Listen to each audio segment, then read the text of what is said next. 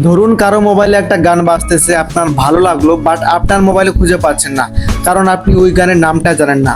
অথবা ফেসবুক, ইউটিউবে একটা ভিডিও দেখছেন, ওই ভিডিওর ব্যাকগ্রাউন্ড মিউজিকটা আপনার ভালো লেগেছে, সেই ব্যাকগ্রাউন্ড মিউজিকটা কিভাবে ডাউনলোড করবেন? এই কাজটা করার জন্য আমাদের চলে যেতে হবে প্লে স্টোরে, তারপর এখানে সার্চ করুন সাজাম। এই অ্যাপটা আসার পর জাস্ট ইনস্টল করে নিন। ইনস্টল হয়ে গেলে জাস্ট ওপেন করুন। ওপেন করার পর দেখতে পাচ্ছেন আমার ল্যাপটপে আমি একটা গান নিয়ে এসেছি এবং এই গানটা এখন আমি ওপেন করব। তারপর আমার মোবাইলের যে এই অপশনটা দেখতে পাচ্ছেন, জাস্ট এইখানে একটা ক্লিক করবেন। আমি গানটাকে প্লে করলাম এবং এইখানে একটা ক্লিক করলাম এবং গানটা যখন পাশাপাশি নিয়ে এসেছি, এই গানটা শোনার পর এই সফটওয়্যারটা এখন ফাইন্ড আউট করছে গানটার নাম কি।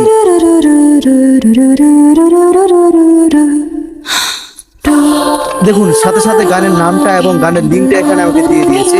এই গানের নামটাও হচ্ছে সুজুমি এবং এখানে ওপেন সং যদি ক্লিক করেন তাহলে সরাসরি ইউটিউবে চলে যাবেন, সেখান থেকে এই গানটা ডাউনলোড করতে পারেন।